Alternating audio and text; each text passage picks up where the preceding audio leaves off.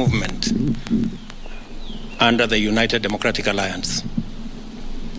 I want to appreciate also in a very special way our partners and friends who came to join us and together worked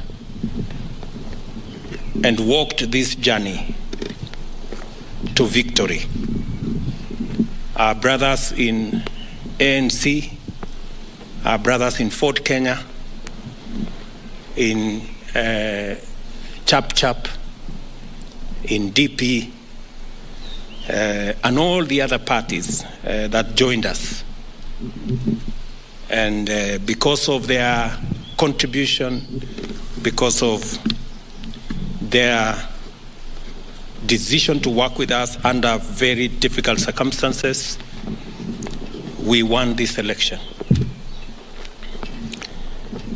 Today, I am proud to announce the men and women who will serve in the cabinet of the Republic of Kenya by God's grace. And before I do that, let me say that this exercise is important because although we have a cabinet, which I met with my good deputy this morning,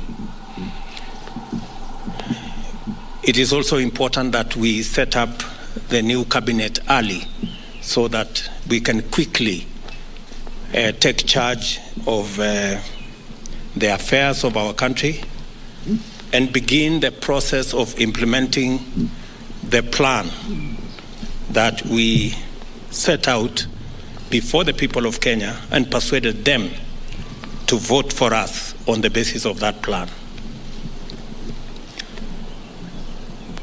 And it's because of that reason, and after extensive consultation with our teams, I am going to announce the following.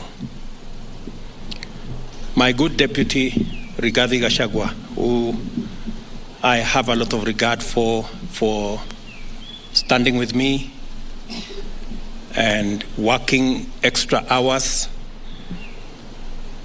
and being part of my support team. And now, by God's grace, he is the Deputy President of the Republic of Kenya. As I promised, my deputy is going to be a very busy person. And I am sending an executive order for print to assign my deputy very clear responsibilities that will assist me be able to discharge the responsibility, the heavy responsibility put on my shoulders by the people of Kenya, as is in accordance with the Constitution of Kenya. The Deputy President will deputize the President in the execution of all President's functions that are allowed by the Constitution and law. He will chair cabinet committees. He will oversee the implementation of cabinet decisions across all ministries and departments. Number 4, he'll coordinate intergovernmental relations between the national government and the county government, including chairing the Intergovernmental Budget and Economic Council, commonly known as IBEC. He will be the liaison between the constitutional commissions and independent offices in matters that require intervention by the national government, including budgets, policy formulation, and implementation of their recommendations. And number 6, he will coordinate the planning and supervise the implementation of development partners' funded programs and projects. And he will oversee public sector reforms and any other functions as I may assign him from time to time.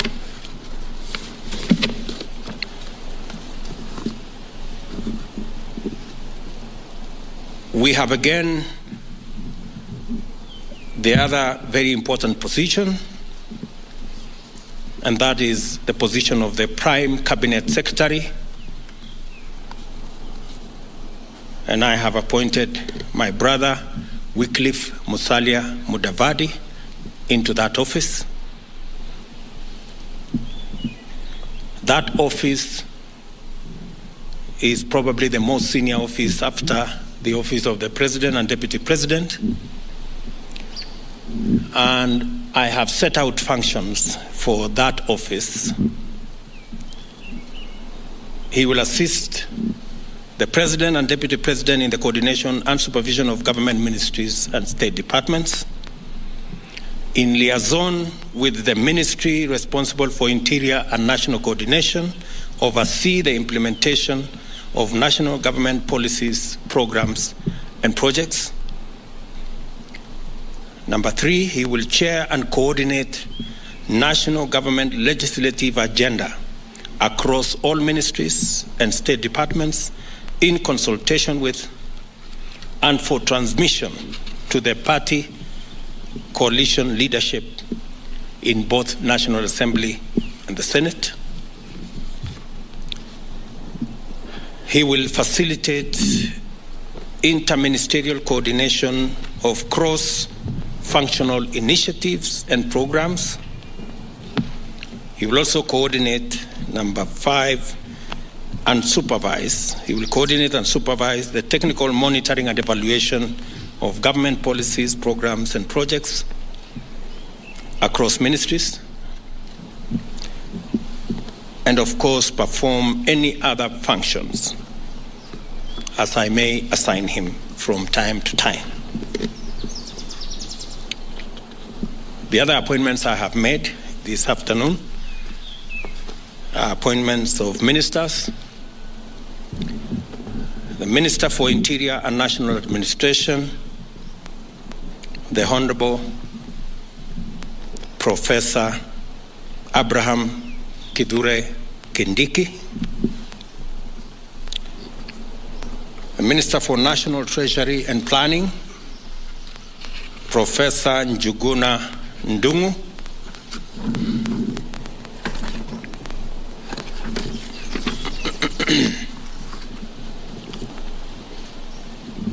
Public Service, Gender and Affirmative Action, the Honorable Aisha Jumwa Katana,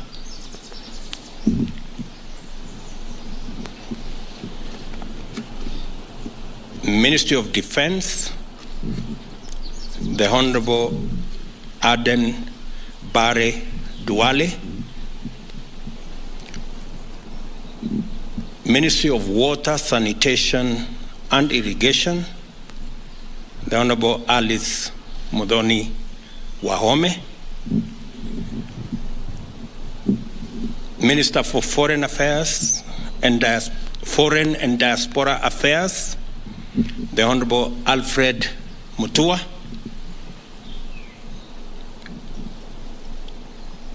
Minister for Trade, Investment and Industry, the Honorable Moses Kuria, the Minister for East African Community, Arid and Semi-Arid Lands and Regional Development, Rebecca Miano,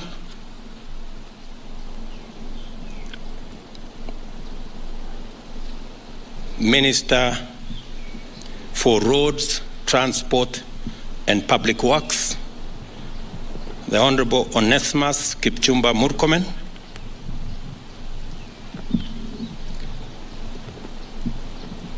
Minister for Environment and Forestry, the Honorable Roslinda Soipan Tuya,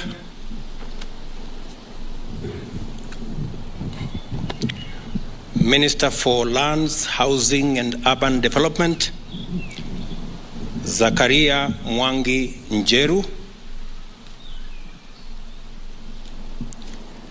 Minister for Tourism, Wildlife and Heritage, the Honorable Penina Malonza.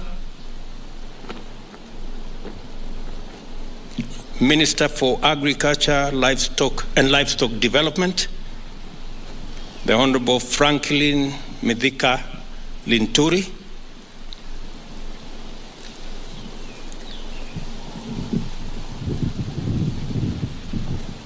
Minister for Health, Susan Nakumicha Wafula. Minister for Information, Communication and Digital Economy, Mr. Eliud Owalo. Minister for Education, Ezekiel Machogu. Minister for Energy and Petroleum, Davis Chirchir. Minister for Youth Affairs, Sports and Arts, Honorable Ababu Namwamba.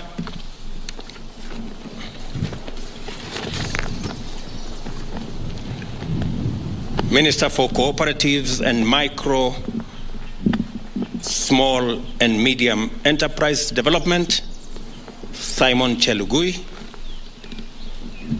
Minister for Mining, Blue Economy and Maritime Affairs, Salim Mvuria.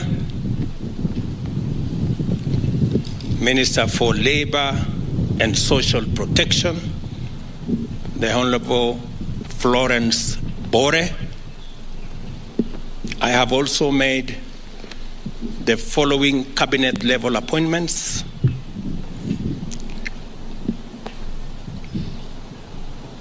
Advisor on Women Rights Agency, Harriet Chigai. Advisor National Security or National Security Advisor, Monica Juma.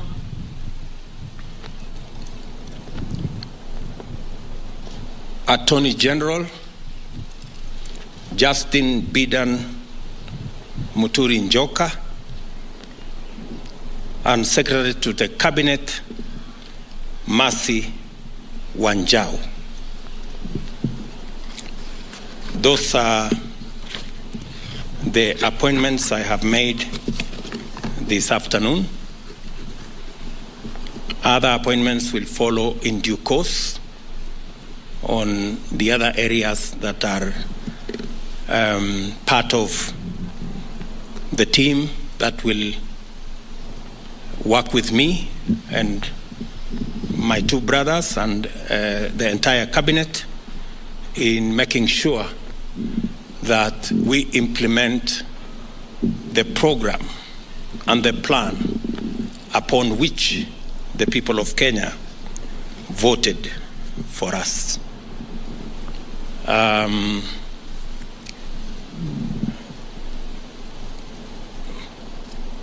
This afternoon also, I have received communication from the Inspector General of Police, Mr. Mutiambai, of his request to proceed on terminal leave because of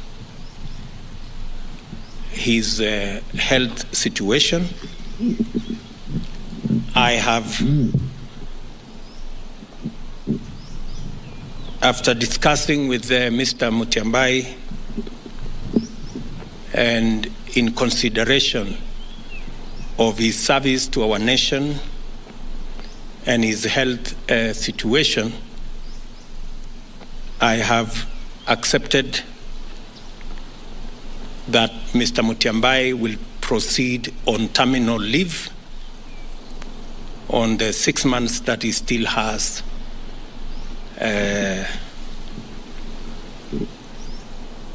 of his contract.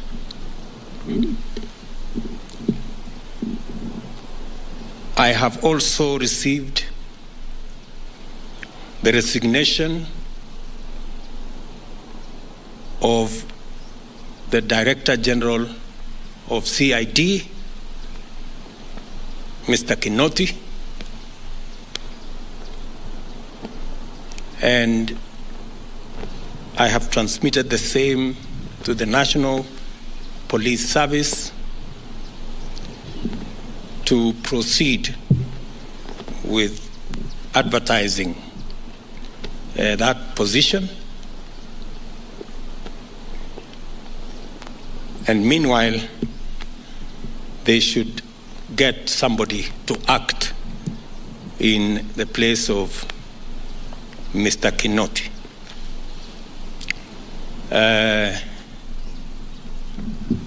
Some consultations were going on. I wanted to confirm whether the gentleman I want to propose for Parliament to consider as the next Inspector General are concluded. Is there somebody? Get me Kinywa. Hey. Get me Kinywa. Bring the...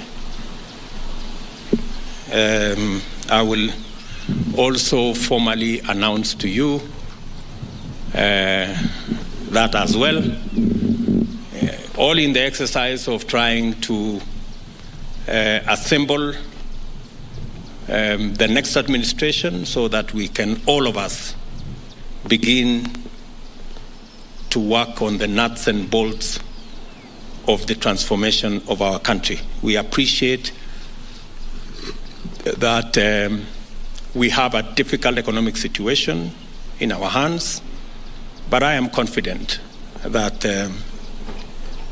working with this team, we will overcome all the challenges that are there. Did you finish with that?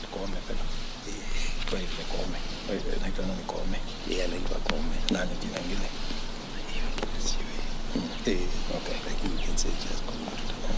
Who is currently what? Yes. Okay.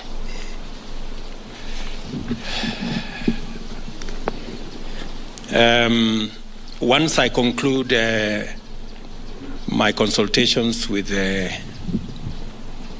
head of public service here, the name of the new Inspector General of Police will be released this afternoon.